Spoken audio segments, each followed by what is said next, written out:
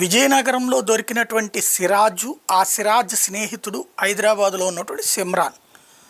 ఇప్పుడు సిమ్రాన్ సోదరి టీవీ9 వాళ్ళకి అనుకుంటా ఇంటర్వ్యూ ఇస్తే తనేమంటది, సిరాజు సిమ్రాను స్నేహితులే, మావాడేమో లిఫ్ట్ ఆపరేటర్గా చేస్తుంటాడు, అతనికేం సంబంధం, వాళ్ళ ఇంట్లో మందు సామాగ్రి దొరికితే మావాడికి ఏంటి సంబంధం. ప్రతిసారి తీవ్రవాద కార్యకలాపం జరిగినప్పుడు ఉంటుంది. ఇది వినడానికి జెన్యూన్గా అనిపిస్తుంది. కొంతమంది న్యూట్రల్గా అనే ఆలోచనతో దేశానికి వ్యతిరేకంగా, ప్రభుత్వానికి వ్యతిరేకంగా ఆలోచించే వాళ్ళకి అయ్యో వాళ్ళని అన్యాయంగా ఇరికిచ్చేస్తున్నారని కూడా అనిపిస్తుంది.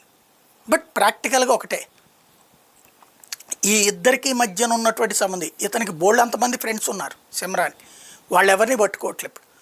కేవలం తీవ్రవాద చర్యలకు సిద్ధపడ్డటువంటి వాళ్ళనే పట్టుకుంటున్నారు. అది మనకి ఇంట్లో ఏం చెప్పరు. ఇప్పుడు సిమ్రాన్ ఏమన్నా, ఇతనేమన్నా చెప్పాడా, సిరాజ్ ఏమన్నా చెప్పాడా? సిమ్రాను చెప్పడు ఇంట్లో. వీళ్ళల్లో నిబిడీకృతం అయి ఉండేటటువంటి తీవ్రవాదమే ప్రమాదం. దొరికినప్పుడే ఈ వ్యవహారాన్ని బయటకు వస్తాయి. ఏ తప్పు లేకపోతే రేపు కోర్టులో వదిలివేయబడతాడు. బట్ ఈ లోపైతే విచారణ ఫేస్ చేయాల్సి ఉంటుంది. వీళ్ళందరూ ఏంటంటే ఇళ్లల్లో ఉన్న కుటుంబ సభ్యులు అమాయకంగా ఉంటారు. వాళ్ళు తమ బిడ్డల పట్ల గౌరవంతో, ప్రేమతో ఇచ్చే స్వేచ్ఛే ఇక్కడ సమస్య కూర్చుంటుంది.